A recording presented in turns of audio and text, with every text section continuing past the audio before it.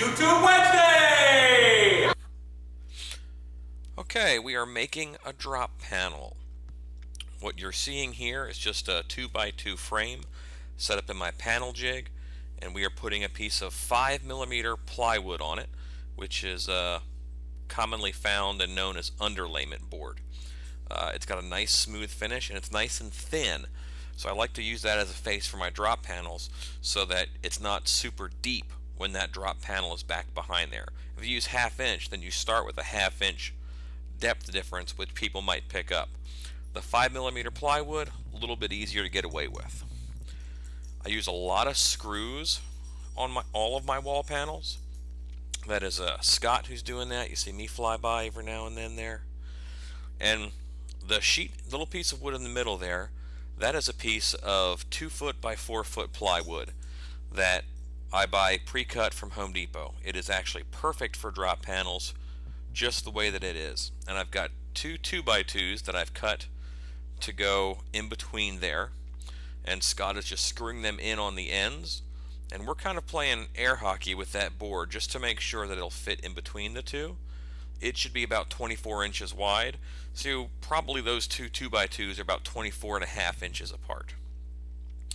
Once he's got them screwed in just on both ends, we've got to flip it over, and he's going to go ahead and screw the 2x2 to the board. He's going to screw the 2x2 to the boards all the way down. And you can pop a chalk line in order to do that. He's kind of using a straight edge. But now those are all screwed on very well together. And we want to fit that drop panel again, play a bit of air hockey just to make sure that it's going to slide well. That's why I like that underlayment board. It's well sanded on both sides. Now it's time to stand your panel up. And here's why that 4-foot section is perfect for this. Because the bottom where it's going to hit is the bottom of the plywood. It's the bottom of the wall panel. It hits your 2x2 at the base. I used a yardstick to measure out this hole above, which is where the window is going to be. And the yardstick just makes a nice sized lip. And now Scott is cutting it out with the jigsaw after drilling 4 holes. But you need that lip so it doesn't fall forward and just fall out as opposed to sliding down.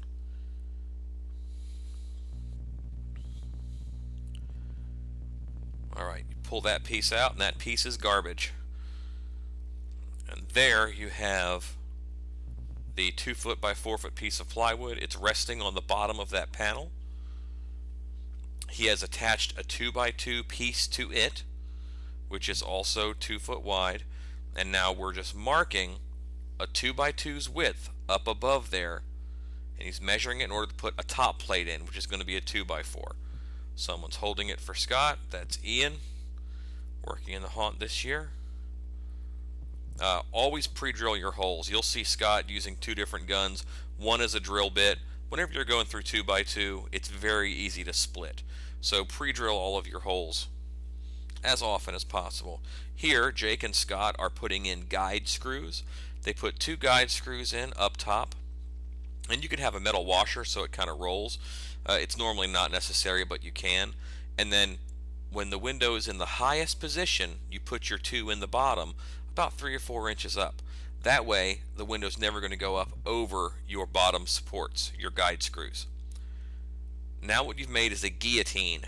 Alright, so when that slides down, we're putting plywood over top of that gap in order to make sure that no actor is going to put their foot under there, and we're going to put on 3 pieces of 1-foot plywood, leaving a good sized gap up top.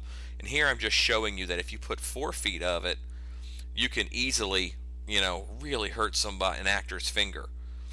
This way, with it being open, it's just going to knock their hand out of the way. So here they are, and now they're adding a chunk of 2x2 up top, because that 2x4 that's already up there, that's mostly for support, but also you need a little more depth out in order to make the gate latch work. And it's a regular garden gate latch that we use, and Jake's tugging on that pretty good to make sure that it's not going to go anywhere. What gets the most abuse is the 2x2 down at the bottom. And if you wanted to, you can even put a metal plate down there just to make sure it's a little more sturdy. And here they're marking the holes for the gate latch. You put the straight piece on first on the 2x2 that drops, and you put the latch part up above, and that's the part that Scott is screwing in right now.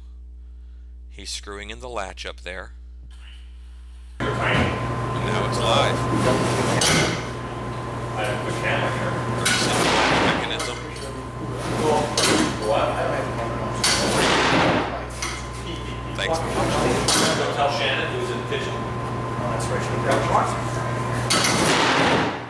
Yes.